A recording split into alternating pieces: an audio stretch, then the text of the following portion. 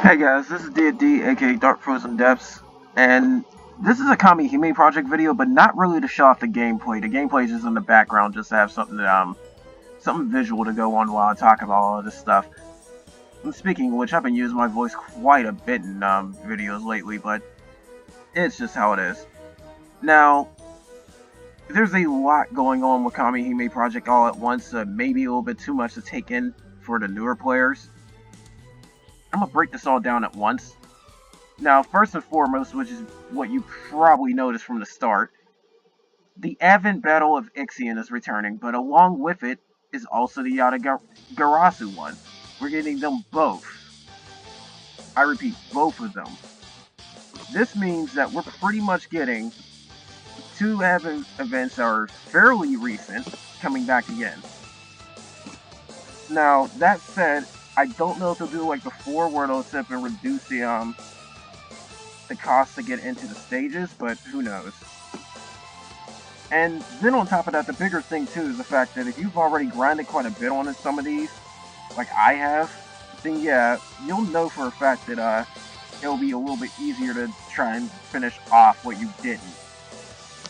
For instance, I did a lot in both the Ixion and the Yatagarasu events, so all I really do is grind for weapons, and quite frankly, I've already gotten a level 100 weapon from Ixion, so I just need to get one more. That said, it's not going to take too much for that.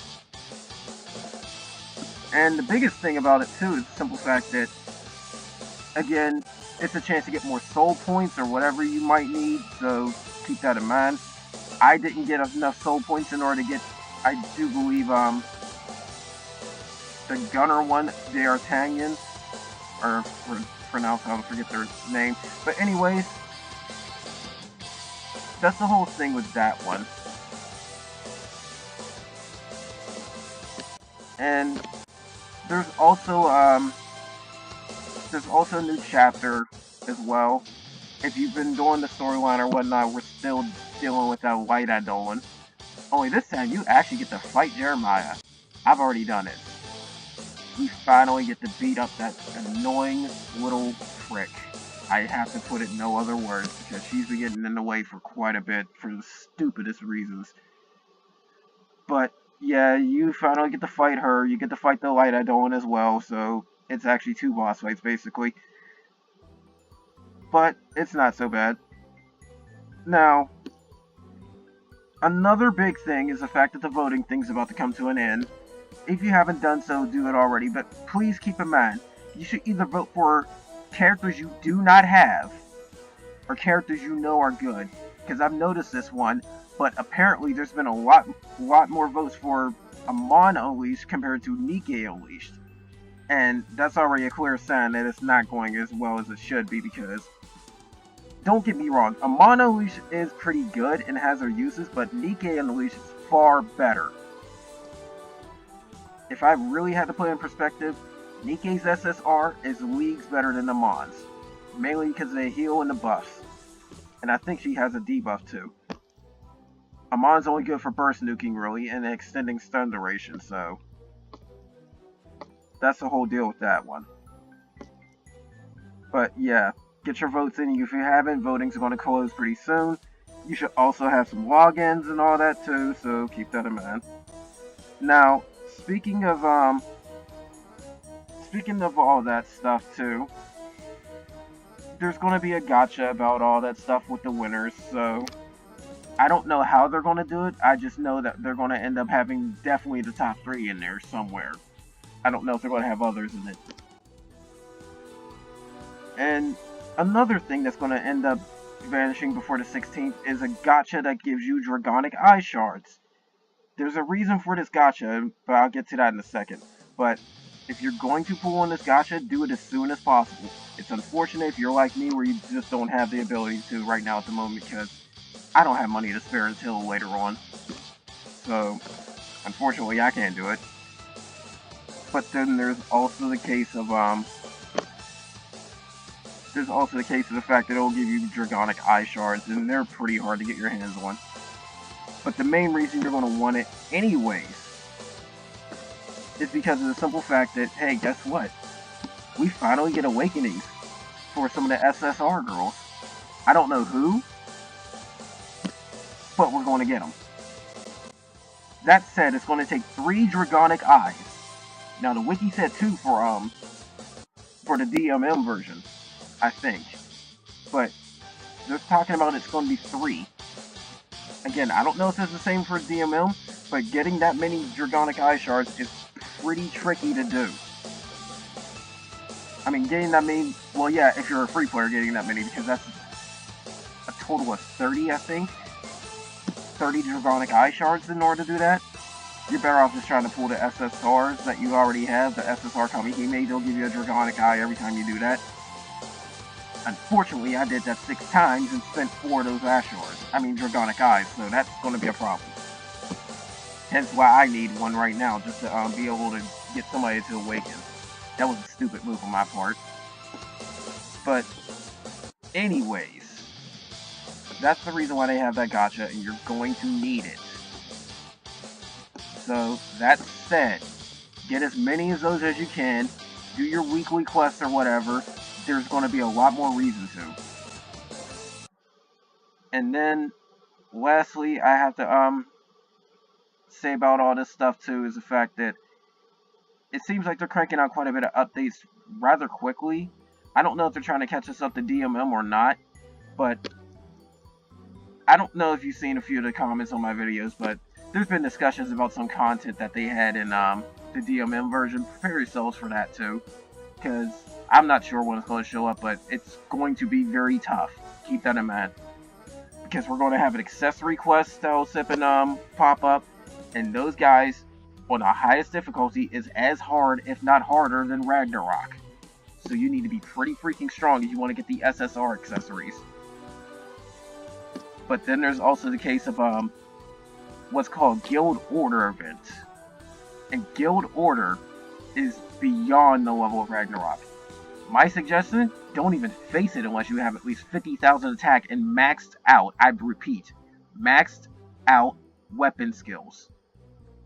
Now, when I mean maxed out, I mean level 20, because they honestly go up to level 30 if you got all the limit breaks. But you should really have some strong stuff. Do not be fooled with how it seems.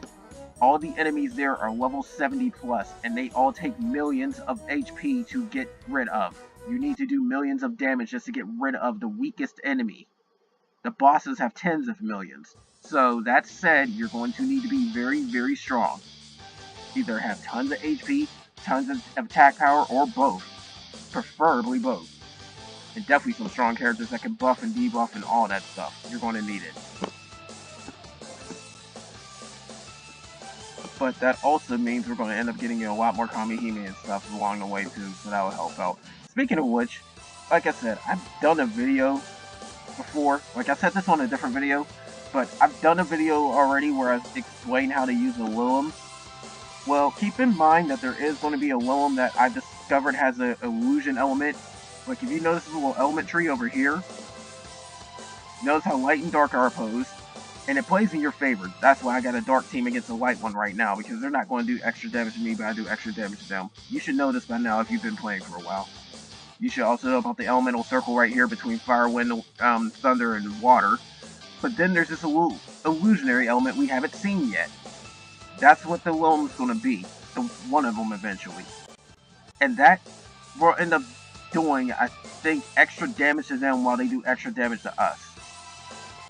So, that's going to be an interesting little part. And it's not just the Lilum event, there's going to be an expert raid, or a stronger raid that will also be there too. So, the Union raid and the normal raid is also going to have those. And they will be no joke. None. So, you're going to want to get that. Just keep in mind, you're taking extra damage to yourself, so you may want to get some buffers and debuffers that will help you out. But that's where that Lilum comes in, because then, for anybody that's worried about elemental teams and all that, you can throw elements out the window for the most part with that Lilum. So, that's why I say get her if you can. I suggest joining up with the Union just to get her behind. She's that good. Compared to the other Lilum, she's much, much better. But anyways, that's all I really do have to say about all this. Again, there's a lot of stuff coming up. Prepare yourselves for it. You might even want to get, like, honestly, I know some of you are free players out there, but this is a time where you might want to consider where your magic jewels are going towards, because keep in mind that while you can get gacha pools, you still can get elixirs. And unfortunately, if you want to grind pretty hard for a lot of this stuff, you're going to need elixirs, because even the awakenings, you need to get your girls to level 80 to awaken them. And then it's going to cost you a lot of gems. And then even more so, when you sit up and rebuild them back up to level 80 the second time around, you're going to cost a lot more gems. I've heard that it takes 100,000 gems to get 4 stars on them the second time around. Just from the week to 3 to 4. You will need a lot of materials, including those golden books and all that. And guess what? You're going to have to grind for it. In fact, you see me grinding for some materials right now, too. I don't necessarily need the light ones, but you get what I mean. But yeah, this is where you might want to consider where your magic jewels are going towards, because here's the whole thing with that. I understand that gacha pools should be top priority, but at the same time, you still need stuff to grind with. You may not need the energy, I think they're energy leaves, because raid events and stuff should give you a ton of those anyways. And if you've been doing bonus gacha crap and all that like I have, you're probably going to have a lot of those. I've got nearly 200 seeds. That's how crazy that is. But you're going to want to get some elixirs eventually. So whether you pay for it with normal money or get magic jewels to do that, you're going to want to keep track of that. You might even want a little bit of inventory expansions, because if you've been playing as long as I have, there's quite a bit of stuff that got here too. So that's another thing to look out for. So again, pay attention to what your magic jewels are really going towards, because you can pull for all the girls you want, but you might still need the stuff to get them up there, and it'll take a long time without elixirs to spam. Not to mention, they tend to help you out too if you need to revive, and you don't want to sip and lose something that rarely pops up or whatever. You see me sip and do the Ragnarok fights all with elixirs. So, unfortunately, I can't seem to beat them outright, but that's one thing. So again, I can't stress this enough. Pay very close attention to what your magic jewels go towards. Because it doesn't matter what anybody else says, it's still your choice. So you can listen to me on this one and put them towards other stuff, or sip and put them towards pools. It's up to you. Do what you feel is needed, but at least try to keep an eye out. Especially on the gacha pooling themselves too, because while you get a guaranteed SR doing 10 pools for magic jewels, I still got an SSR girls just from a single pool. Twice. But that's the whole thing. It's not just how you spend them, but where you spend them. So, again, just keep a lookout. And another last thing to keep a lookout for, too, is the fact that, of course, I'm doing more videos on this, so you'll see stuff as it goes along. When I actually get to, get the ability to go awaken somebody, I do believe I'll do a video on that, too. But I've warned you, it's going to be expensive as crap. It's expensive just to upgrade them the first time around, but the second time around is where it gets really expensive. But some of them become extremely broken. You'll be glad if you got characters like Severog, which is the fire one, Soul, Gaia, I think even Susanoo O, depending on how you use her, because she can buff herself up and stack it like every 2 turns. But yeah, that's all I really got to say about this, guys. So look forward to more Kamihime project videos, and take care.